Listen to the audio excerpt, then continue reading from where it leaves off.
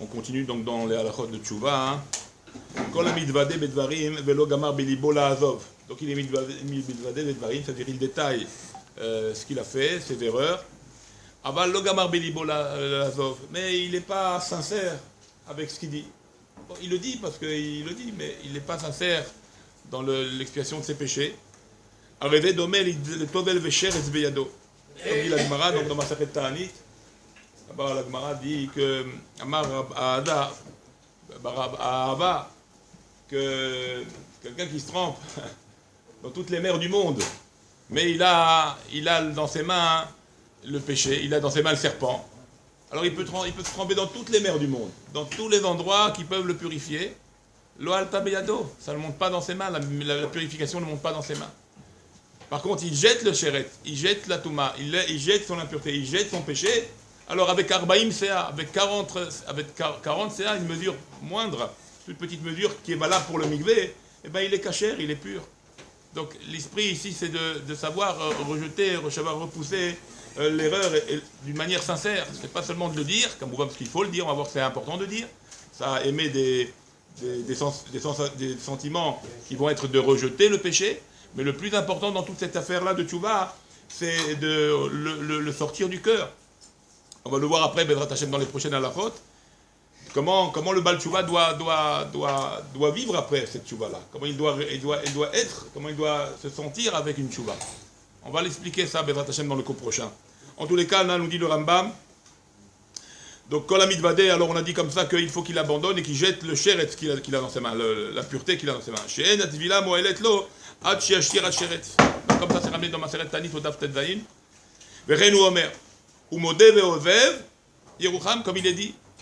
Il est dit dans Mishlei. Umode ve'ozev. Si tu reconnais et tu es ozev, tu abandonnes ce péché-là, comme on vient de dire. Yerucham, là tu as la pitié, tu as la rachmanou, tu as la miséricorde de Dieu sur toi. Ve'sarir lifrot et taret. Très important, sarir lifrot et taret. Il faut donc détailler le péché. Okay. Il faut donc donner le détail au péché, pour justement que ça s'en va de ton cœur, que ça puisse partir de ton cœur. Comme David disait, Hatati negdi tamid. Comment c'est possible? David il a fait tchouva, c'est le maître de la tchouva. Hatati negdi tamid, le péché est toujours devant moi. Parce qu'il y a toujours dans le cœur des endroits où on peut encore retirer, un corps nettoyer. Si tu vas plus loin dans tes pensées, et tu exprimes ça, et tu détailles, alors tu peux tout déraciner de ce cœur-là. Tu peux tout déraciner de ce péché-là. Tu peux complètement l'enlever. Pourquoi Khatati Negdi Tamid? C'est pas qu'il avait le péché en lui, il n'a plus de péché. Il est Negdi, il est en face de lui. Mais le fait de savoir ça, alors ça t'aide toujours à améliorer ta tchouva, toujours à rajouter un pardon supplémentaire d'Akadosh Baruch Hu pour toi.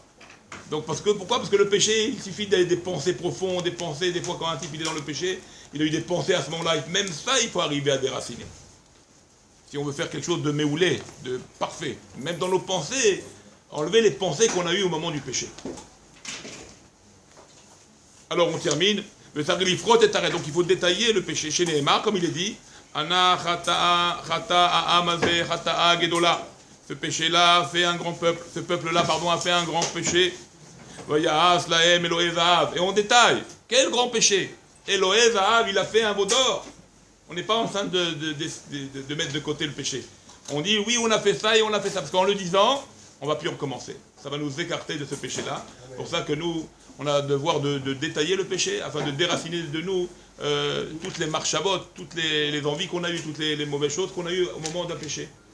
Afin que, Baruch Hashem, on donne, comme j'ai dit dans un des cours, même quand vous faites, comme il y a un péché qui est fait, faites ce péché-là pas avec toute l'envie, pas avec tout le désir, pas avec toute la force qu'on peut donner. Pourquoi? Comme ça, on crée un ange handicapé. Lui aussi, cet ange du mal qui va nous accuser, qui peut nous accuser si on ne fait pas de tchouva, alors il faut aussi le faire fatiguer. Alors quand on est de la même manière qu'une mitzvah, quand on l'a fait avec tout son cœur, toute son énergie, on crée un ange fort et non fatigué. De la même manière, une avéra, si on l'a fait faible, pas avec toute l'envie, on se dégoûte de ça, alors sachez qu'on a créé aussi un ange fatigué. Et comme ça, on peut lutter contre l'ange de la mitzvah fatigué qu'on aurait créé malheureusement, si on n'a pas bien fait, contre un ange accusateur fatigué également. On a la force.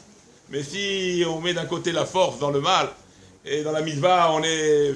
Oh, c'est compliqué, c'est compliqué. Alors là, on fait un faible, on fait un ange protecteur faible. Et là, on fait un ange protecteur, un ange accusateur fort. Il n'aura pas le poids, l'ange défenseur. C'est pour ça qu'il faut faire attention à ces choses-là. Mais dans Hachem qu'on détaille et qu'on enlève de nous toutes les soupçons, toutes les mauvaises choses. Rabbi Shalom, Amen, Kenny Ratzon.